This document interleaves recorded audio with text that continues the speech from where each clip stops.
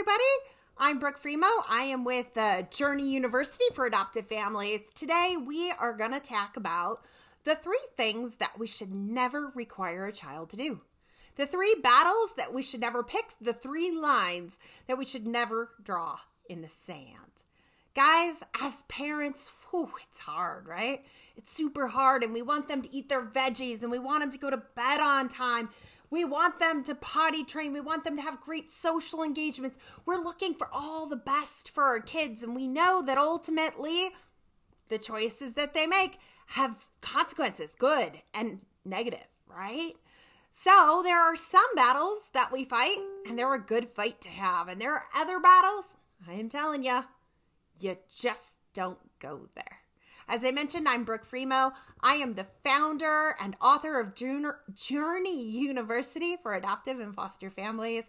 It is a full comprehensive program. I'll explain a little bit more at the end, but let's get down to the meat and potatoes. The first line that we should not draw in the sand is eat your dinner.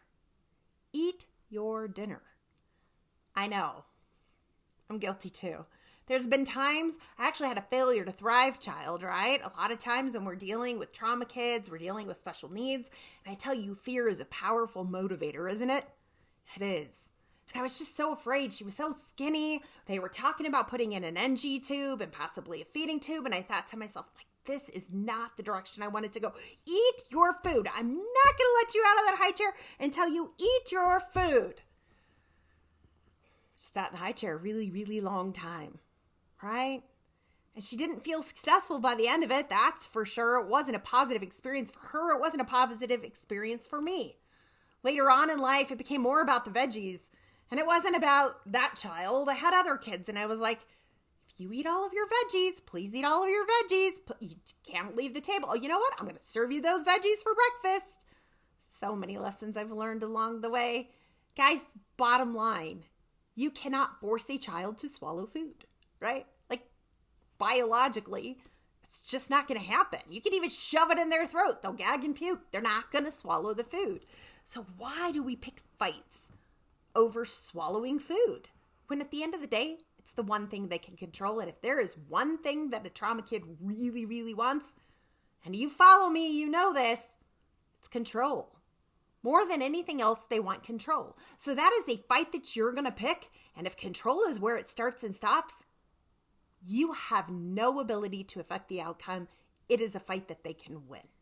We don't want to pick fights that our kids can win, right? We want to establish authority. We want to remain in control. We want to do it in ways where our child is willing to surrender because we're showing up safe. This is not traditional parenting, guys. We can't take a lesson out of mom and dad's book or grandma and grandpa's book. We've got to rewrite the script because our kids come with a very different set of motives, attitudes, aptitudes, and behaviors. So lesson number 1, we do not pick fights over food. We do not draw lines in sand over food. All right, are you ready for number 2? Number 2, sleep. Sleep, that's right.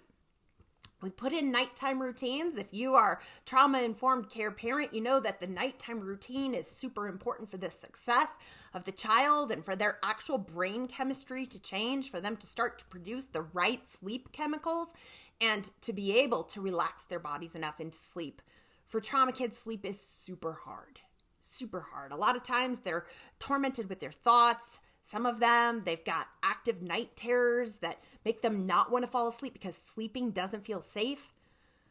Sleeping can be a very difficult space, right? There are times where they fell asleep perhaps, and when they woke up, they were the only person in the house.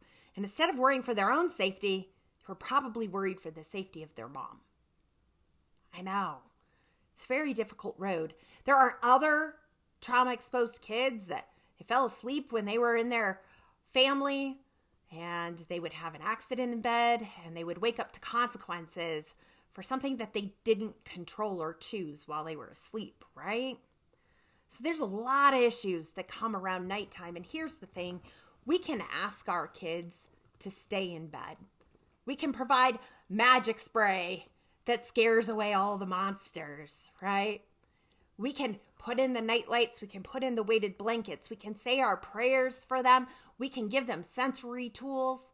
We can equip them. We can even co-sleep in order to establish safety. But at the end of the day, you cannot force the child to close their eyes and go to sleep. And yet, we desperately know how much they do better when they sleep. And so, some parents draw the line in the sand and they say, close your eyes, you will sleep. And what does that child do that ultimately needs authority and fears sleep? That's right. They'll put literally toothpicks in their eyeballs to keep them awake. So the space number 2 that we don't want to draw a boundary that we cannot enforce is sleep. And I think you guys see where we're going with this, right? We can't control sleep. We can't control whether they're awake or asleep. We can't control whether they swallow or don't swallow their food. So the third one is also in keeping with that. And we touched on it a little bit in the last one. If you are guessing using the restroom, going to the bathroom, whether it's number 1 or number 2, guess what? We're not in charge. And if you have a kid that uses this against you, boy, do you know you're not in charge, right? We literally have kids out there that will urinate themselves, urinate on things, wipe BMs on the wall in order to establish authority and express their freedom, and they're large and in charge, right? So the more we put pressure on what they do and how they do it, it's an area that you don't get to control. That is an area they decide when they go, we do not. So hopefully you've got a trauma kiddo that you can parent with some normal cause and effect pairing strategies for toilet training, and all goes well, and they're just disgusted by the concept of using their nasties in order to establish authority. But I can tell you that is one battleground you do not want to pick.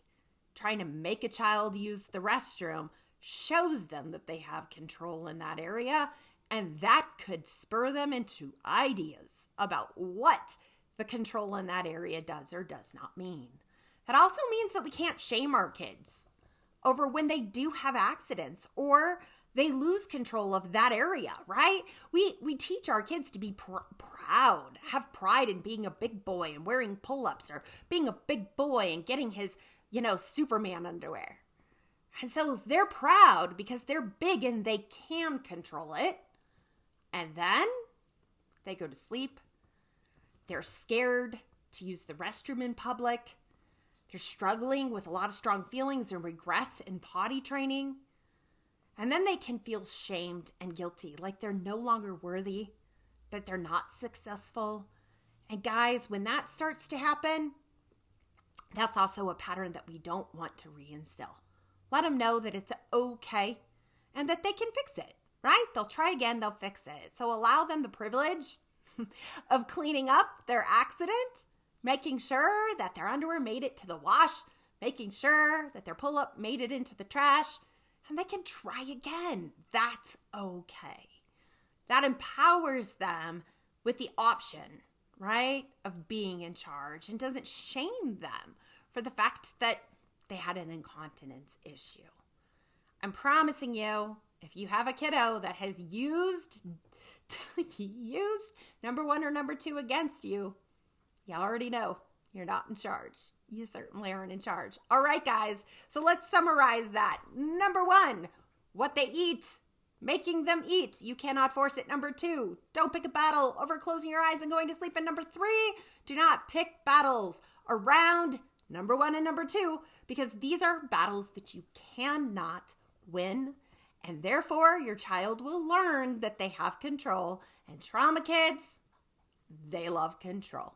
I hope you found this information helpful. If you're looking for more tips and tricks on how to parent trauma-informed care style, body regulation style, please subscribe to my YouTube channel. I am going to be creating a lot more posts now that Journey University is up and going. And if you are looking for an 8-week power course that resets your family, takes that chaos and exchanges it for calm, I am telling you, we have not only an 8-week course, but we've got question and answers every week. We have 24 hours, 7 day a week problem solving, live time in our community. We'd love to see you there. So be sure to reach out. Find me on Facebook. My Facebook link is also down in the details section.